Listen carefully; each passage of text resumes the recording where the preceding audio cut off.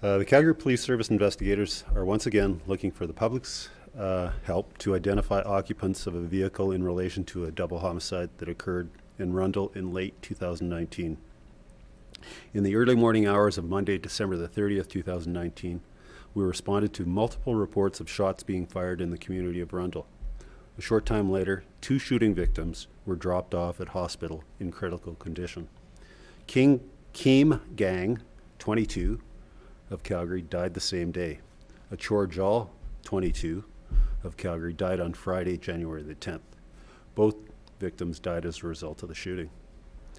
Today we are sharing surveillance video and looking to identify people seen driving in a black Dodge Durango near Sunridge Mall Tim Hortons, located at 3580 20th Avenue Northeast, before the shooting.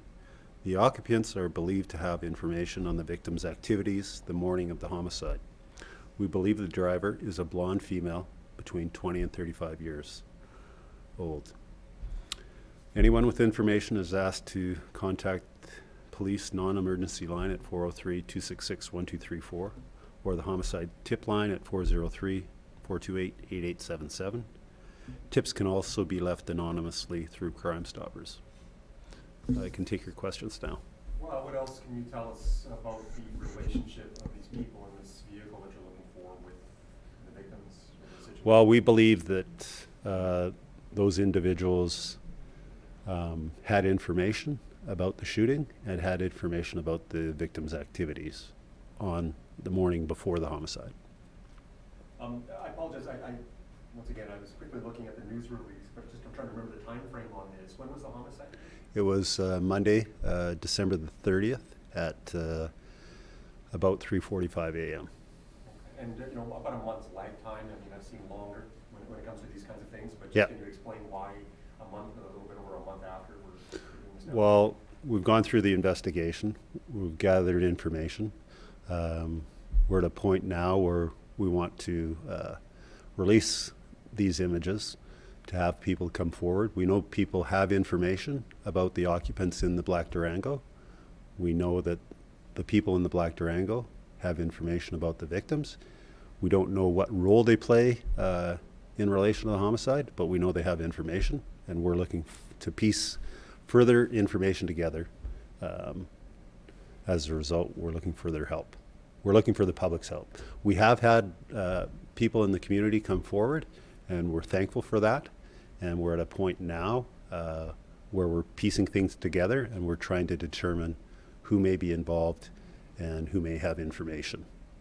I'm not familiar with the case, but if you can explain to me just in terms of a little bit more about, can you flesh out in terms of, have you released information about the victims? Anything else that you can speak to? In terms of what this might be linked to? Yeah, this is the third media availability in relation to this, or the third series of information we've provided, and are asking for help.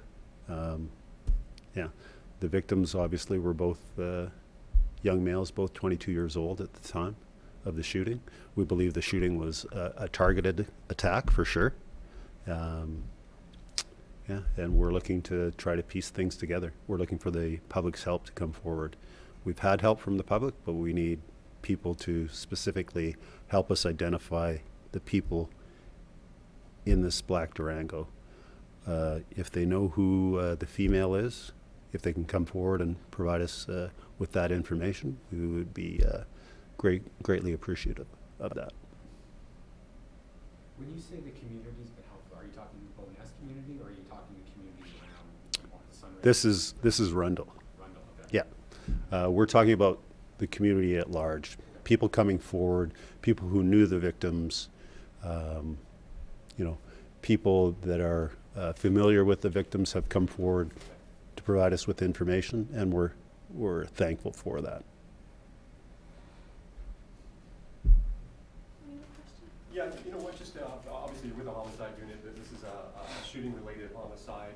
I think we've seen 6 homicides, as you're mentioning, 6 homicides so far this year. Yeah. How frequently are we seeing firearms involved in homicides in the city? Well, I don't have the specific numbers with me with respect to, but since late Since December of 2019, we've seen a number of shooting homicides, and obviously we're concerned when anytime there's a shooting in public that not only the victims that are targeted in most cases, shooting homicides are generally targeted homicides, and we're always concerned for not only the victims themselves but somebody else being injured as well. And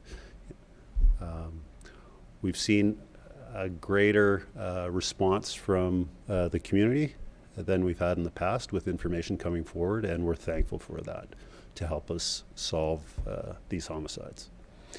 It's a public safety issue anytime you have a shooting in public. And I apologize, but I'm going to maybe ask you just to reiterate one point here. Just the two people that were in this vehicle or that you're looking for, are they considered suspects in this case as well? Well, we're still trying to determine that right now, what role they played. Are they witnesses? Do they have information? Or were they somehow involved? And that's what we're trying to flesh out here. That's two people in that vehicle. We believe there were at least two people in the vehicle.